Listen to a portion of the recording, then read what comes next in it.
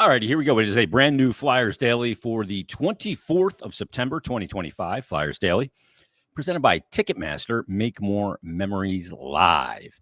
We have got a great conversation for you today.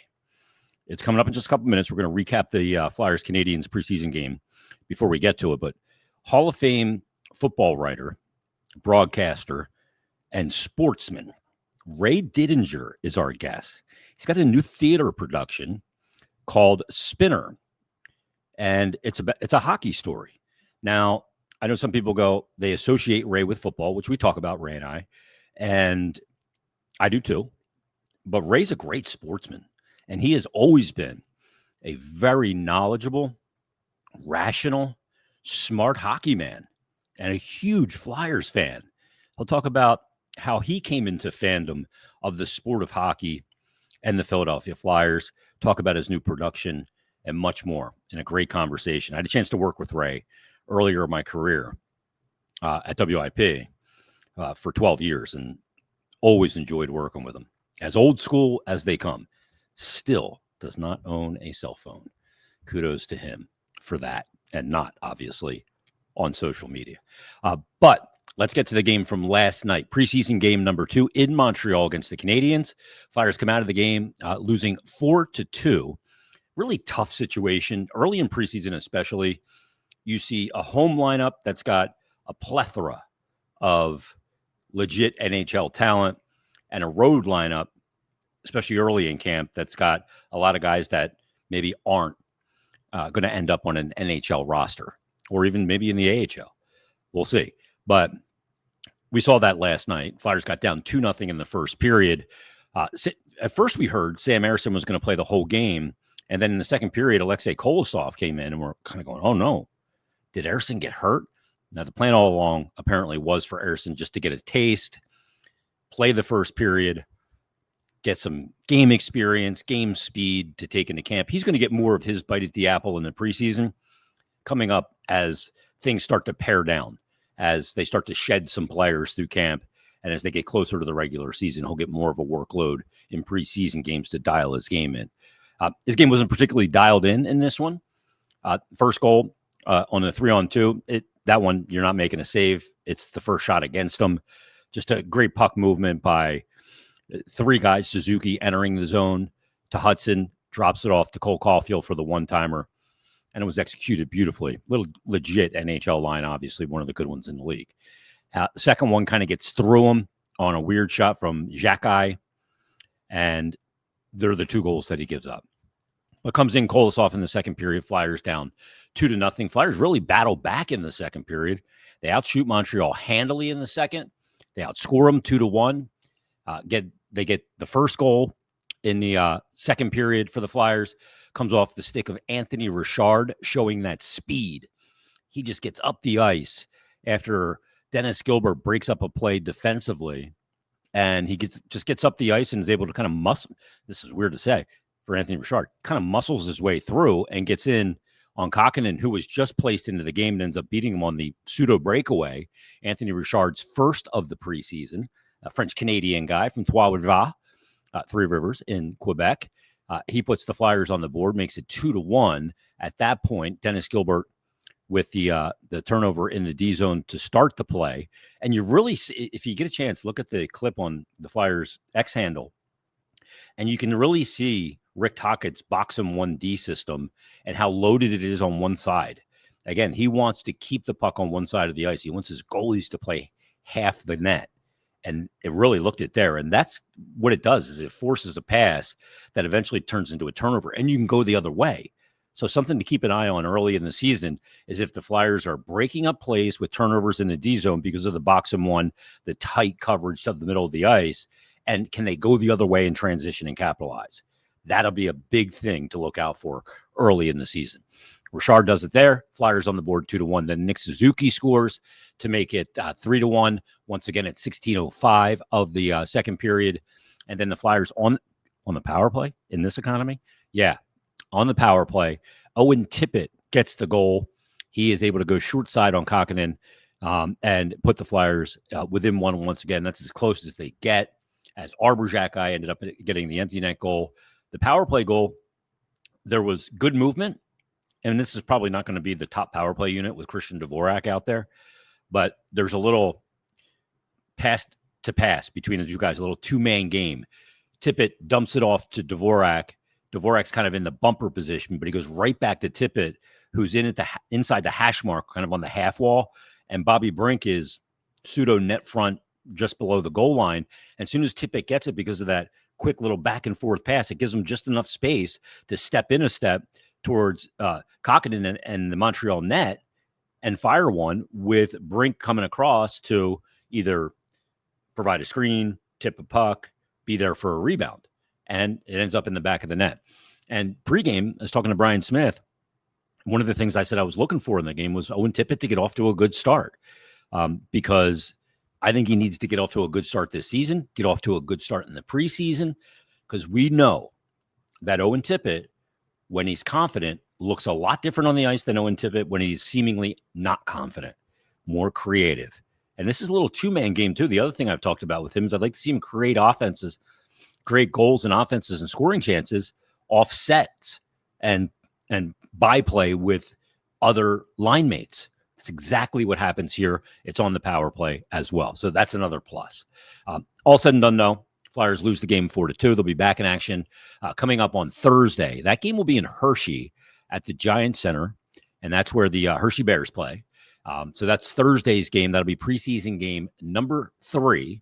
And then the Flyers will have their first home preseason game this Saturday, 5 o'clock, kind of a bizarre start time, against the Boston Bruins, a home-and-home with the Bruins at Xfinity Mobile Arena, 5 o'clock on Saturday, and then in Boston on Monday night, the 29th at 7 o'clock, then back home for the final 2 on October 2nd against the New York Islanders. That's a Thursday, 7 o'clock game, and they'll wrap it up October 4th at 3 o'clock against the New Jersey Devils, and then the regular season will start the following Thursday in Florida against the Panthers.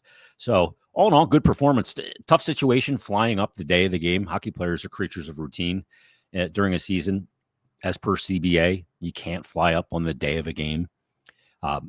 Players like to go through their ritual. That ritual didn't exist yesterday, but that's part of preseason. It is what it is. But good performance from the Flyers. Thought they played hard, played with effort. Yeah, they lost a game in the preseason, not the end of the world. So we'll keep an eye on what the lineup's going to look like Thursday. Who else we might see that we haven't seen yet? We did see Jet Lachenko last night. Looked like he was moving fine after being held out of rookie camp. We saw Alex Bump.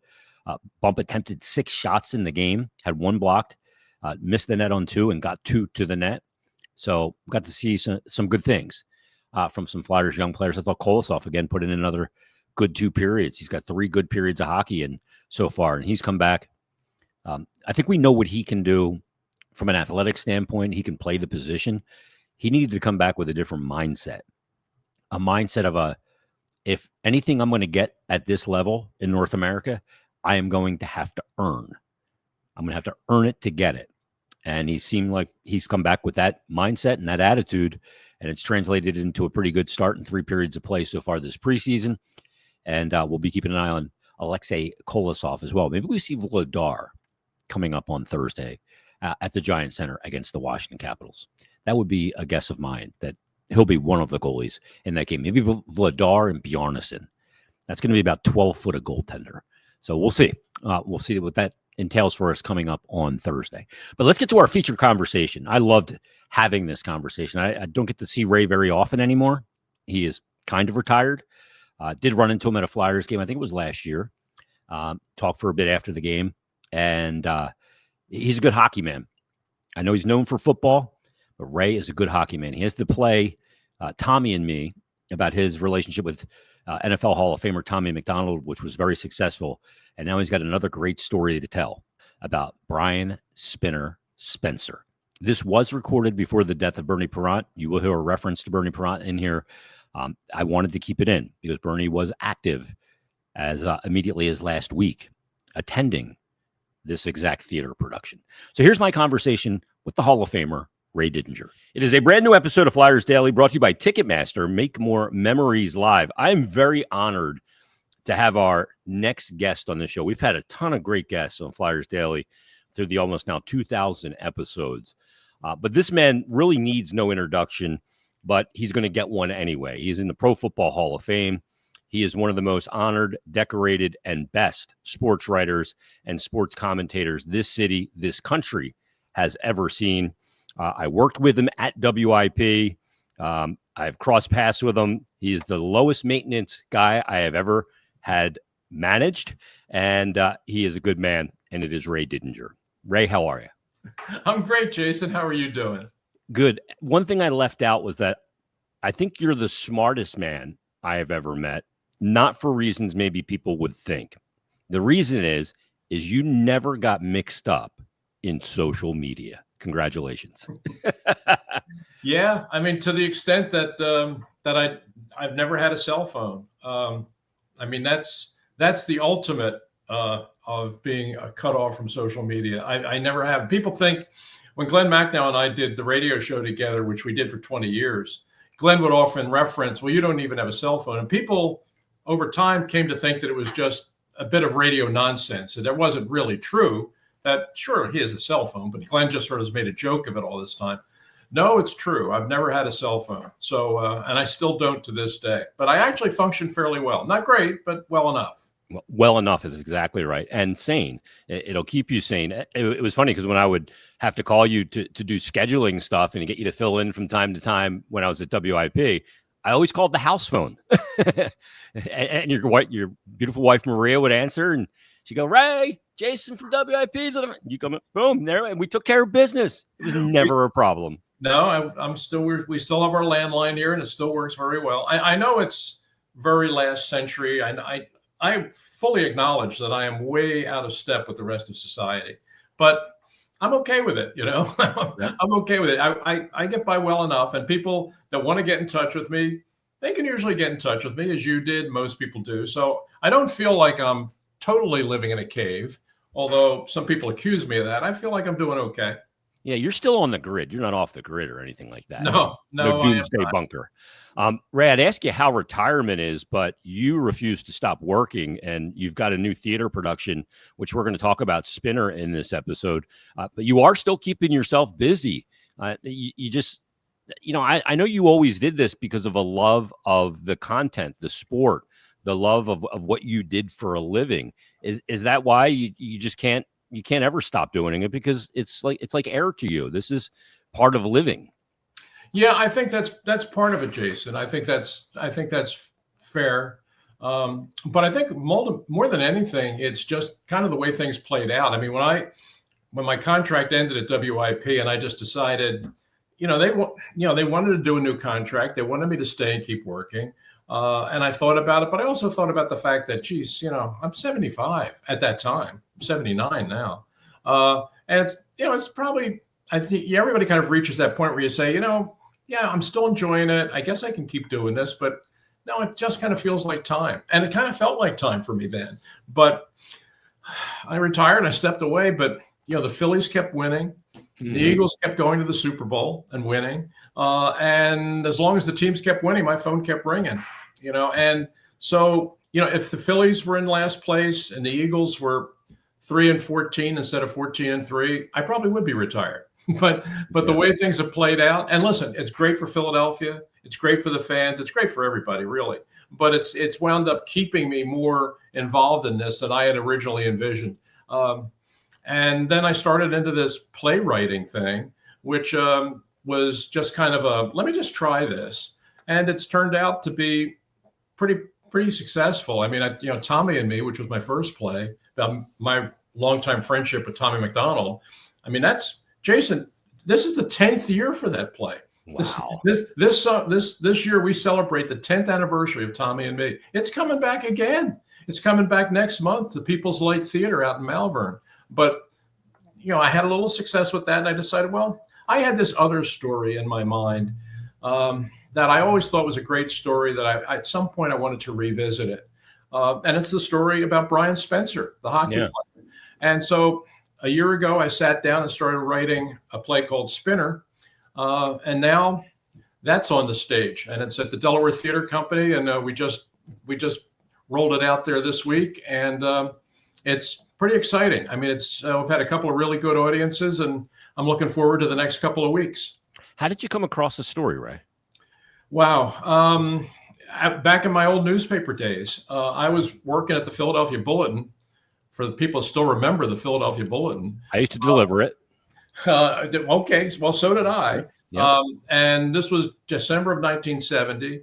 And the story came over the wire of this young player that the Toronto Maple Leafs had just called up from the minor leagues. He was playing in the Central League for Tulsa, and the Maple Leafs called him up in December. And he was a classic case of a kid from the wilds of British Columbia that had grown up dreaming of playing in the National Hockey League. He had a lumberjack father that built his whole life around his son's hockey career. And when he got called up to play for the Maple Leafs in midseason, it was both of their dreams come true. And the night that he goes to play his first game against the Chicago Blackhawks, some amazing things all happen all at once, involving him and involving his father.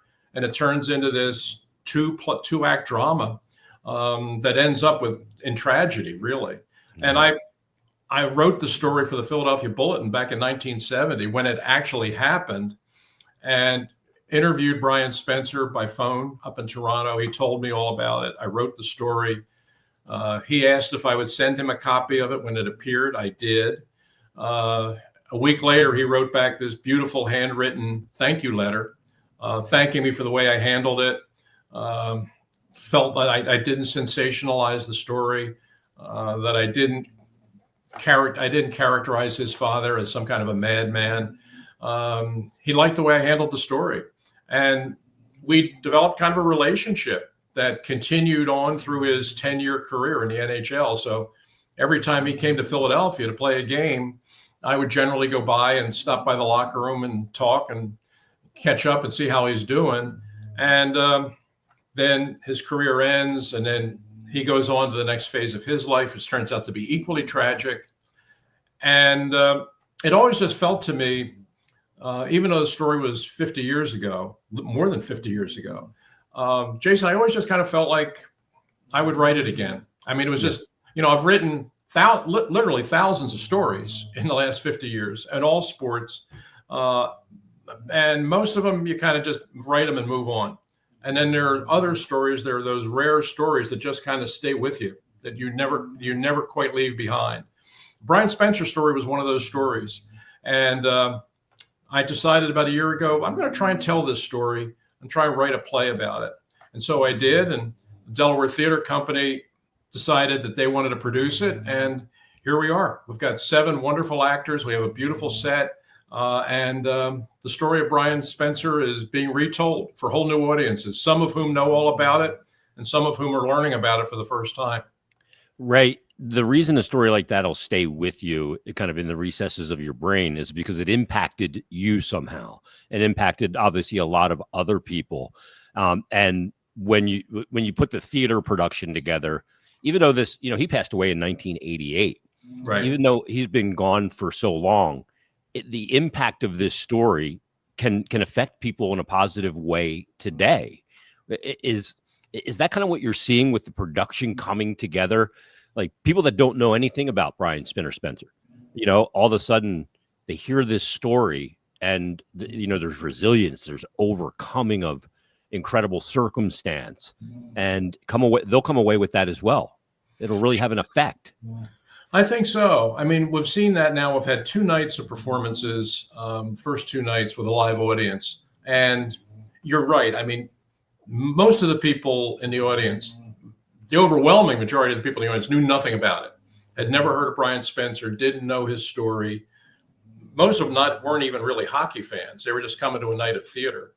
And I asked when it was over, when we did the Q&A, how many of you knew anything about Brian Spencer before you walked in here? Just 3 or 4 people in the whole audience. And they Googled him on the way there. And I'm sure that's how they did. I don't know that anybody could have remembered it from 50 years ago. But it is. It's an amazing story about this. Part of it is not unusual. A young Canadian boy grows up dreaming of playing in the NHL. I mean, that story, there are thousands of those. But the story of his involvement with his father and how much of his father's life was taken up with this pursuit that his son would be the first kid from Fort St. James, British Columbia, to play in the NHL. There had never been anybody from that town that had ever made it all the way to the NHL. And his father, who was a lumberjack, was determined that his son was going to be the first. And everything that happened within that family was all about making that dream come true. And what this story really is, and I think what it says to people, be they hockey fans or not, is we all have dreams. And to a certain degree, we're all willing to pay a price to realize those dreams. But at what point does the price become too much? You know, and that's kind of what the Brian Spencer story is about. It's a story about what started out as let's just get to the NHL, and then it becomes at the end the idea that maybe we've taken this too far. You know, maybe, yeah, it's going to happen, but what price have we paid to get here? That's really kind of what this story is about. And I think that story about your dreams, your ambitions, and the price you'll pay to get there, that's something that everybody can relate to because we've all been there. Be they hockey fans, be they pianists, be they violinists, be they radio people or sports writers. You know, it's all in the pursuit of your dreams, but what kind of price are you going to pay to realize your dreams? In this case, it's the story of a hockey player, but I think it's a story that speaks to everybody. That's fascinating. And I'm definitely going to have to go and see a production of it as well.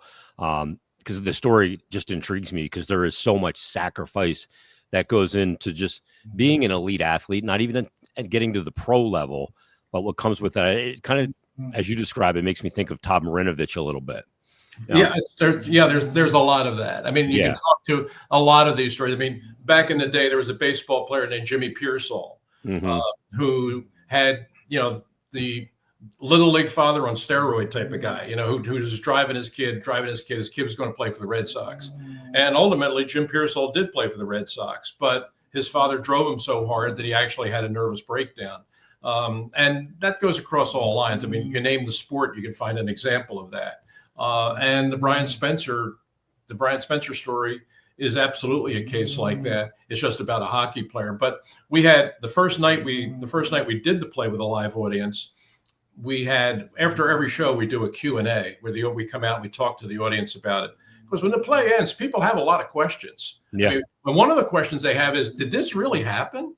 That question's come up both nights now. I mean, people in the audience that sat through this whole play, there's a part of them that thinks, no, this couldn't be real. Yeah. I mean, this couldn't have possibly happened. So that's one. Yes, this absolutely did happen. Yeah. So in the middle of that first Q&A, we had Bernie Parent on the set with us, and we had Keith Jones there.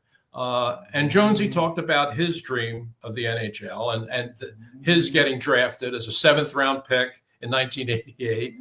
I mean, he talked about that. But what was interesting about Bernie was that Bernie was on the Maple Leafs the year that Brian Spencer was called up. The year that Brian Spencer comes up from Tulsa to join the Leafs that December, Bernie was one of the two goalies. It was Bernie and Jacques Plante. So he was on the team. So he was a teammate of Brian Spencer's. He saw him the first day he walked in the door in the NHL. So he could really relate to that story. And, he was very moved by it because it brought back a lot of memories of his own career. Wow. Some legendary players on that team. Dave Keon on that team. Pat Quinn, who spent time here in Philadelphia as well. Dave Keon. Yeah. And Paul Henderson and Ron Ellis. You know, Darryl Sittler was a young player on that team, but you mentioned Davey Keon, George Armstrong. I mean, it was a really good team. And that's when I said to Bernie, I said, when this kid comes in, 21 years old, fresh off the bus from Tulsa, what were your impressions of him?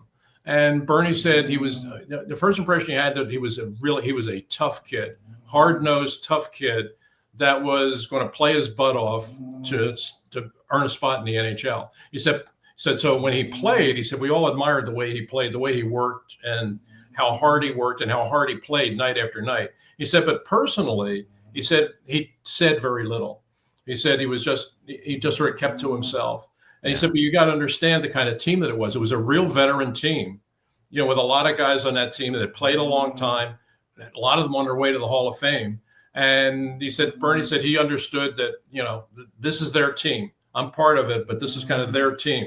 So I'm just going to keep my mouth shut and I'm going to go out and play. He said, but everybody on the team respected the way he played because he was, the sports writer Frank Orr, who covered the Maple Leafs back then, and is actually kind of a character in the play. I changed his name. I call him Jim Gordon, but it's really Frank Orr.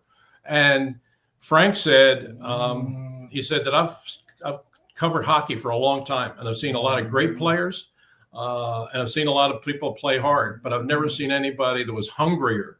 That was the term he used. I've never seen a hungrier player than Brian Spencer. That's how he remembers him. And that runs through the whole play. I mean, his character and the actor who plays his character really captures that. That's the baseline of the entire story, is that hunger. Is Jacques Plante on that team as well? Oh, my goodness. Bernie Parent and Jacques Plante as your goalies. Not a bad way to go. Ray, let me ask you about, you're so associated with football and, in the Pro Football Hall of Fame, and you've covered the sport. Tommy and Me is the story of your friendship with Hall of Famer Tommy McDonald and your quest to get him into the Hall of Fame and that incredibly special bond that you have and great story. But you also are a love, you love sport, but hockey in particular is something that I've always enjoyed your commentary on it. Because it's very educated, and it's very it's not emotional like you're sitting in the bleachers, but it's very there's something special about this sport, and I think you've hooked into it too, and the identity of the sport.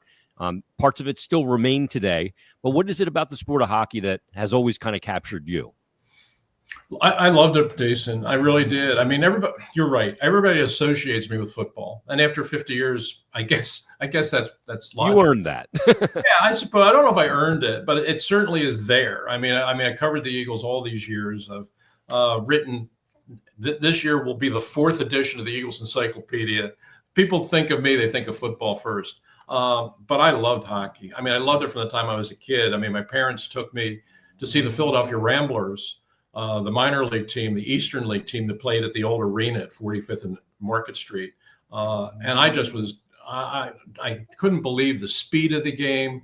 I thought it was the most exciting thing. I mean, especially at the old arena, which was so small. I mean, it only seated like 4,000 people. So, I mean, you felt like you were right there on the bench with the players. And, oh, God, as an 8, 9, 10-year-old kid, I thought it was tremendously exciting. And I loved the Ramblers. And I loved hockey. But it was a lot of years after that, before the Flyers came here, that I actually got to see the NHL. And I loved it. I still remember the first year of the Flyers, 67, 68. I remember the first time the Detroit Red Wings came in. And it was a Thanksgiving Eve. Jason, I remember it was a Thanksgiving Eve.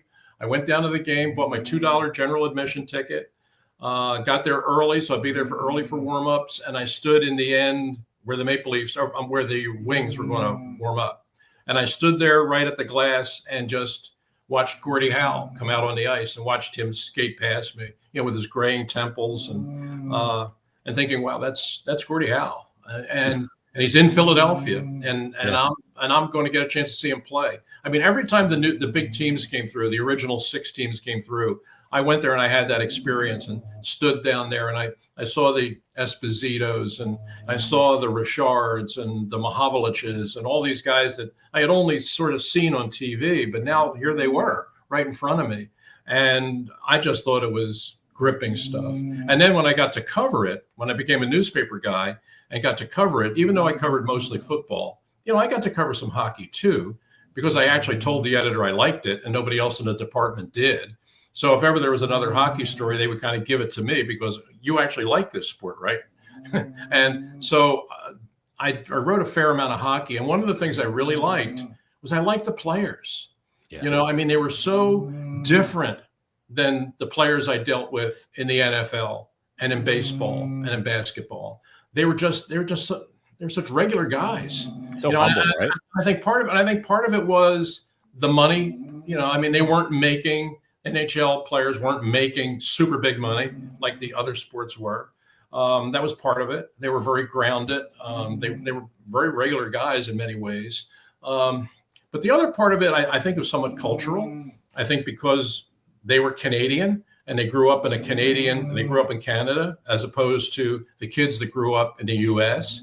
And those kids in the U.S. that grew up and made it to the pros, I mean, they had been catered to. They had been, they've been treated special all through high school. They were recruited. They went to colleges. They got a lot of money. And by the time they got to the pros, they were kind of entitled and spoiled. And I mean, I respected their talent. I respected what they did, that they were really good at it. But there was just a real charm about the NHL players. These kids, it seemed like most of them were exactly like Brian Spencer. They came from towns just like him. Right off the farm. They grew up working in mines. They grew up chopping wood. They just weren't spoiled the way a lot of the American athletes were. And I found that to be a really delightful thing to be around. And the toughness of them. God, they were tough hockey players. I mean, it wasn't any of this NBA stuff now where, guys can't play back-to-back games. Oh, no, he played last night. He needs load management tonight. He can't play. And hockey players get hit with a puck, they get 30 stitches, and they're back out there for the next shift. I mean, that's that kind of thing, which I saw in hockey players to a degree that I didn't. I mean, football players are tough, but hockey players are at another level in terms of that toughness. And I really admired that. I mean, I love the sport, but I really came to admire the guys who played the sport. And all of those hard work, kind of gritty, kind of small town qualities that defined hockey players to me really defined Brian Spencer. Yeah, and it's incredible because it's still there. I talked to Travis Sanheim last week. How was your summer? I was back at the farm working with my dad on the farm, and I mean that's the roots of the game. And I don't know what it is about the sport. The locker room just never, no matter what your talent level was, it just never let anybody get too big, because it was all about the team. And maybe it's that concept of, we got 18 guys that are dressed as skaters. Not everybody's going to play the same amount of minutes, but we're all going to play and we're all going to contribute and do our job. It's fascinating. Right. Last thing for you. So much of the identity of the Philadelphia sports fan for so long was based in negativity or disappointment. The first team to 10,000 losses with the Phillies. We thought the Eagles would never win a Super Bowl. I see kids that are born in 2002, and I go, boy, you are living a different childhood than I lived. I mean, the Eagles have been to these Super Bowls. They've won 2 now. They're, one of the perennial teams in the NFL year after year. The Phillies under John Middleton. We just didn't experience it. We had 25 years of no championships in this city with 4 teams. If there wasn't lockouts, that's basically 100 sports seasons of no parades. Yet this city is now all so different. But the identity and the scar tissue for people my age and your age, that scar tissue is still there, and it's still real for a lot of people. Absolutely. I mean, those of us that are old enough to remember or have lived through the 1964 Phillies, you never get over that. Nope. I will tell you right now. I mean, I'm 79.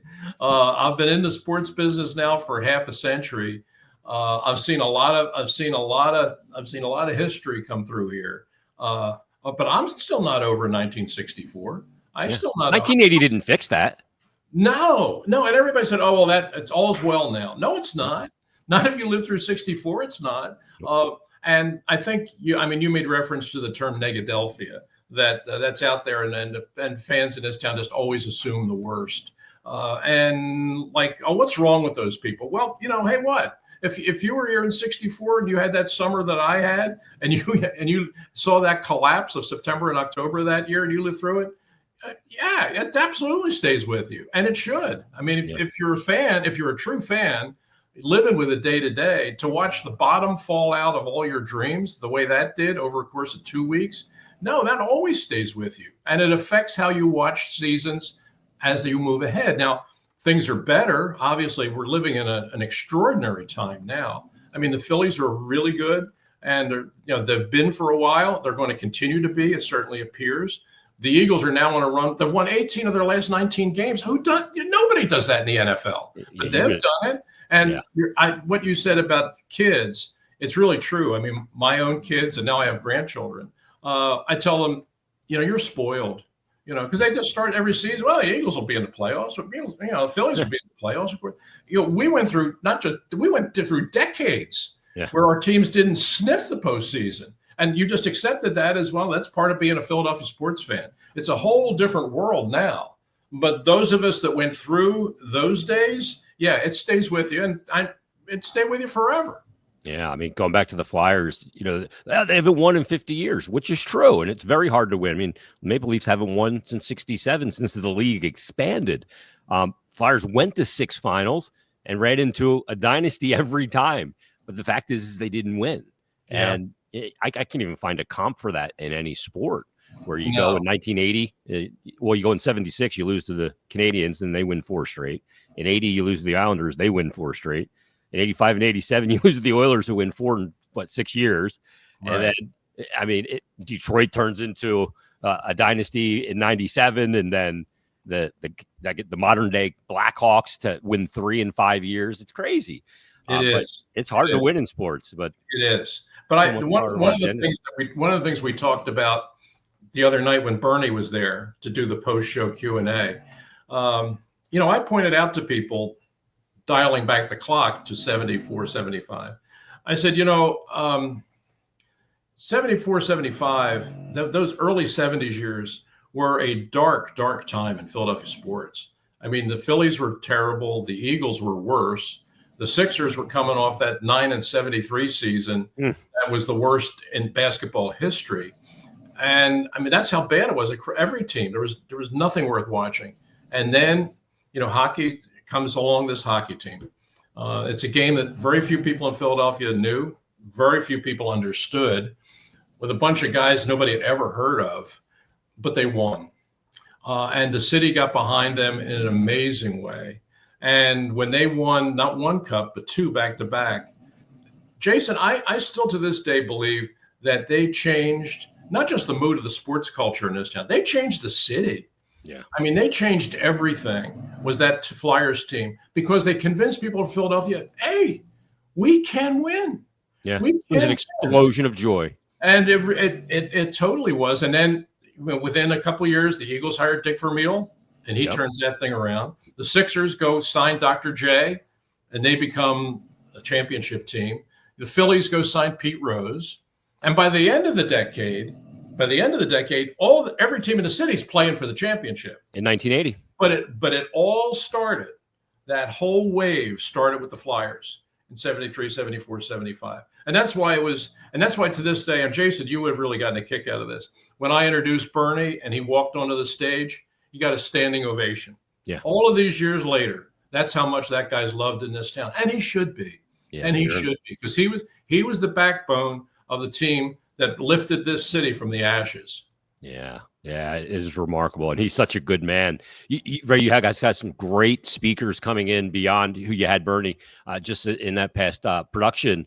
Lou Nolan going to be there tonight as we tape this. Louis is going to be there tonight. Yeah. He is. And next week, we have the Watson brothers are coming in next Thursday, Joey and Jimmy, who are, of course, a part of the 2 Cup champions. And the reason I really wanted them was, they come from Smithers, British Columbia, which is like right down the dirt road from Fort St. James. So they can totally relate to the Brian Spencer story. I mean, not only did they play against him, but I think they can sort of speak to the experience of being a young kid growing up in that part of the world and then dreaming of playing in the NHL. So we get the Watsons there next Thursday. Glenn Macnell is going to be there on Friday. Yep. And then on Saturday, our mutual friend Angelo Cataldi will come, and he will handle the Q&A after the show. So we got some really, and Brian Propp in the final week, Propp one night. So we have some really good people coming through, and I hope that people come out and see it. It's, again, you don't have to be a hockey fan.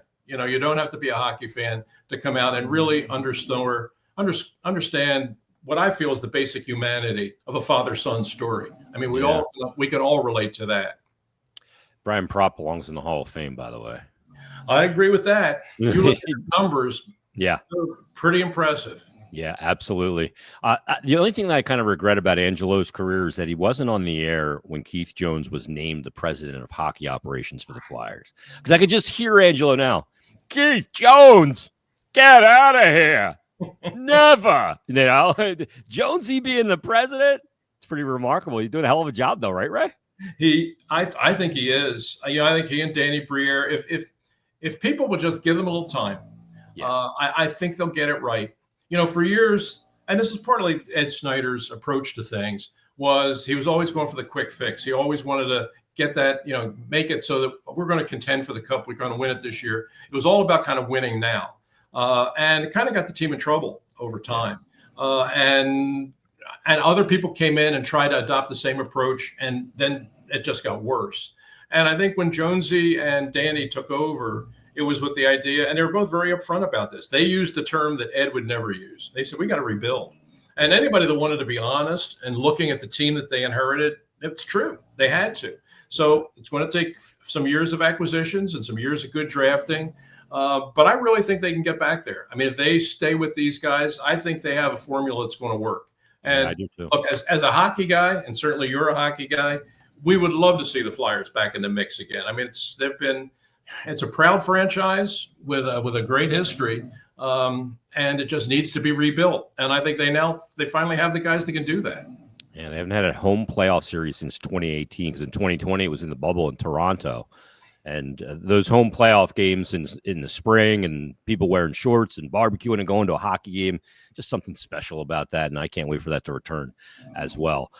Ray, this was fantastic. People can go right to the DelawareTheater.org website to get tickets for all the shows it's running now through October 5th. Look for Tommy and me at one of my favorite theaters. You said the People's Light and Theater in Malvern, not far from me, coming back as well. And Ray, I love talking to you. I love your appreciation for the sport of hockey and the coverage you've provided for so many years. So thanks for joining us here on Flyers Daily. Be well, and best of luck with the production. It was a blast, Jason. It's great talking to you again. And I'm anxious for the hockey season to start. I really am. I'm not going to predict any particularly great things, but I think this team is back on its way, and I'm really anxious to get it underway. Many thanks to Ray Didinger for joining us on this episode of Flyers Daily. Never thought I'd say that, but it was a pleasure to have him. I hope you guys enjoyed the conversation. I sure did, and we'll have some more great content for you coming up on Friday. TK will join us in Friday's episode, possibly more. So join us then on a brand new Flyers Daily.